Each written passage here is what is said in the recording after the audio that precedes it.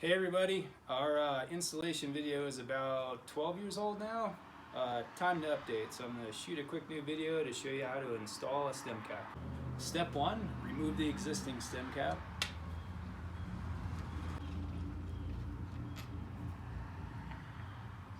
Step 2, grab your stem cap in and take the insert piece out of the base. Put the bolt right back into the base piece and lightly torque that down. Step 3, grab your stem cap in, locate the spindle piece, pull it out, set your time, push the spindle back in, line up the edges of the soft gasket inside the base, gently and evenly press it down.